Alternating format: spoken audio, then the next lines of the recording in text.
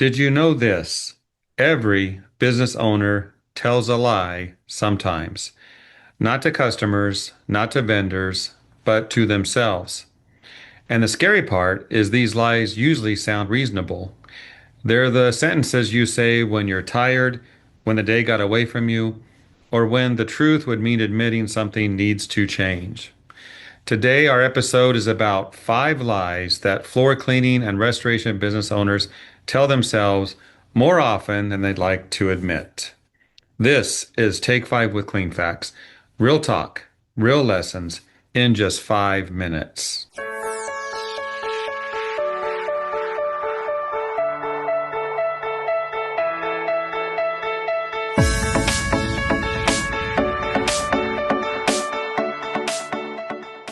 Here we go. Lie number 1 is we're making money because the bank account is growing.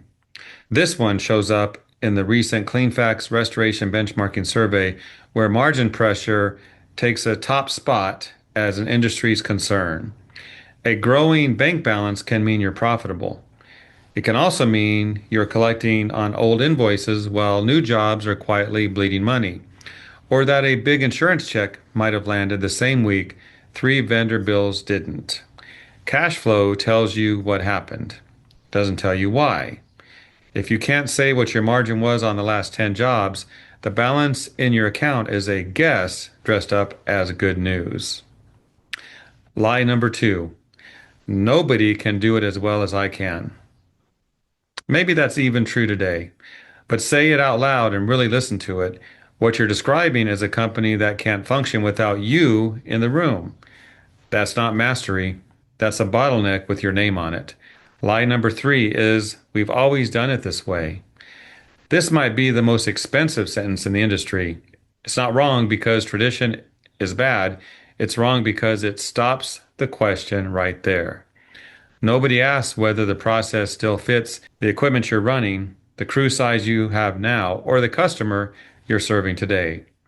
A workflow that made sense 5 years ago can quietly cost you hours every week, and you'll never notice because you've stopped looking. You know, some habits are like old carpet padding. Nobody remembers why it's still there. Lie number 4. Our customers love us. Well, based on what? A handful of 5-star reviews from your most enthusiastic clients? Reviews are self-selecting. Here's why. Happy people leave them, and so do unhappy people. Everyone in the middle stays quiet, and sometimes they just don't rebook. If you haven't actually called a customer and asked how the job went in the last month, you don't know they love you. You're hoping they do. Lie number 5. The business can't run without me.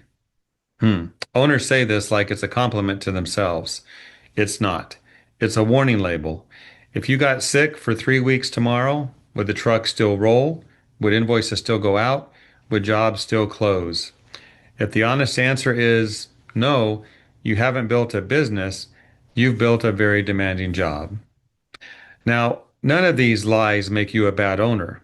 They make you human. The difference between the owners who grow and the ones who stall is usually just whether they catch these sentences when they say them. So here's your homework assignment. Before our next episode, pick one of these 5 lies, the one that stung a little when you heard it, and go find the real answer. Pull your margins on the last 10 jobs. Ask 3 customers how the job really went. Write down in plain English what happens in your business if you're out for a month. The goal isn't to feel bad about what you find, it's to stop guessing.